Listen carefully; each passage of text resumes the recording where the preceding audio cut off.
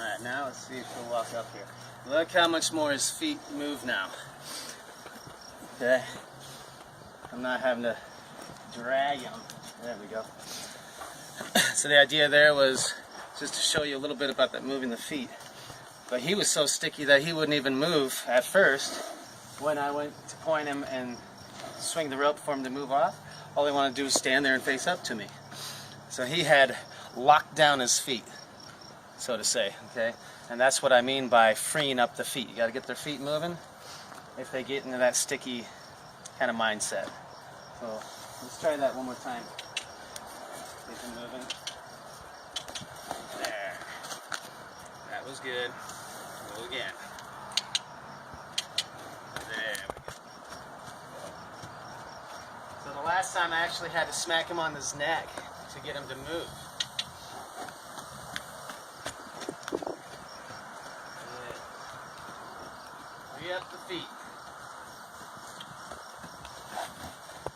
Nice and easy. Ooh. Good boy. Yeah. Alright, now let's see if he'll move with me. See how much easier this is? Much easier now to move him around and ask him to come to me a little bit. Let's see if he'll just come up to me here easily. Okay, perfect example. If he gets sticky, instantly moving. Nice and easy.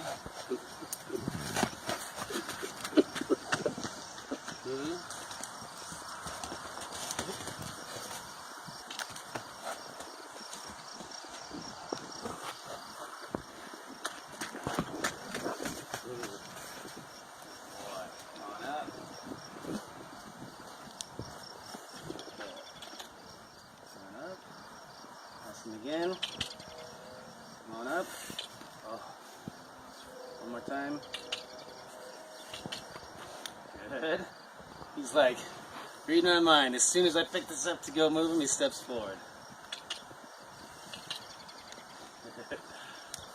Okay, this is better. Good. But it's still not good enough for me.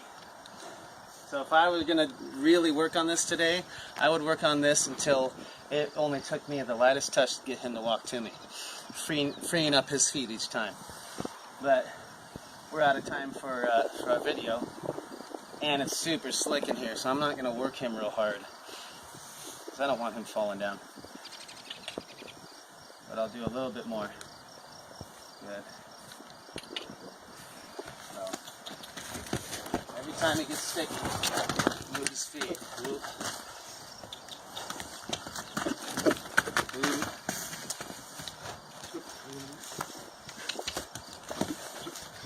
Move the feet, move the feet. Move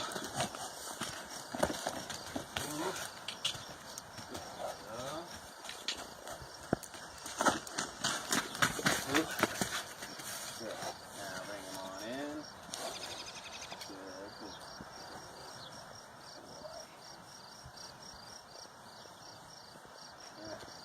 Bring him on in. Good.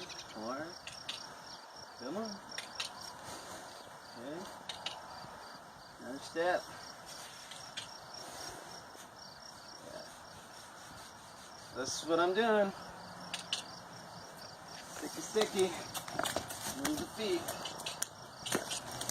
There, now it's getting sticky on the front.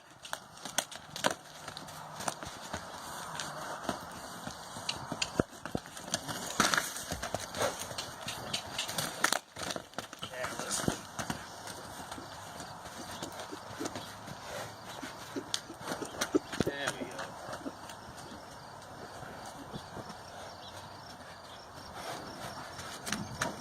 Ooh.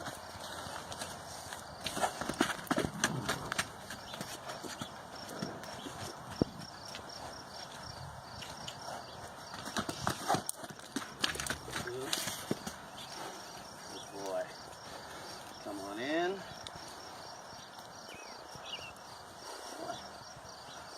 Alright.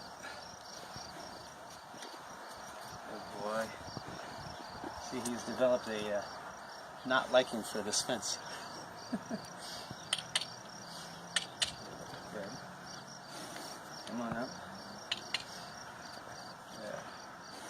So what I'm doing is creating a resting place by the fence, workplace out there, freeing up his feet, moving him. If it wasn't so slick, I'd be working him really hard. We wouldn't be just barely trotting, we'd be running and working real hard out there, and then coming back here to rest. And it would be a lot faster result than this. Yeah, but this is good enough for today, since I can't do a whole lot of work. Okay, well, we'll keep working it tomorrow, so we'll see you then. Oh yeah, one more thing before I let you guys go. That last time when I was trying to pick out his foot when he was tied and he ran away again, the difference between the two, like when I had the brush and I went toward him to brush him and he took off, well, I'm able to stay with him. I'm able to stay right here and stay in his bubble with that brush. Okay, so that's what I did instead of making him work, because what he was moving away from was the brush. So instead of making him work and basically be free of the brush, he still got away from the brush. His initial goal, he succeeded at. So instead of allowing that to happen, the brush stayed there. Okay? So it's very important that if there is something in particular they're running from that you can keep in their presence, that's what you got to do. When I was picking his foot out and he ran, obviously there's no way for me to hold on to his foot and stay in there and keep holding his foot. So that is a position where you would make him work, make him run, okay? So big difference between the two, and it's whether or not you can stay in that situation or not. That has a big part to play in it. Okay? But either way, making them work is great, and keeping whatever it is by them is also great. Okay? Whichever one that you can get done safely. Okay? So, oh yeah, there was a question online about when he goes back to his owners, are they going to be able to work with him? That's a great question. I always do lessons with my clients at the end of the training, and I show them what I've done, what the horse knows, and I try to teach them how to do it. With Mustangs, it's really difficult because they tend to be a one-person type horse, or two. Like if they've got two people working with them all the time, they tend to trust the people that are around them the most. So the fact that he's been here with us for a while, he trusts me and he trusts Kayla to come in and do some work with him. So it's really up to him whether he's going to allow his owners to do what I do with him.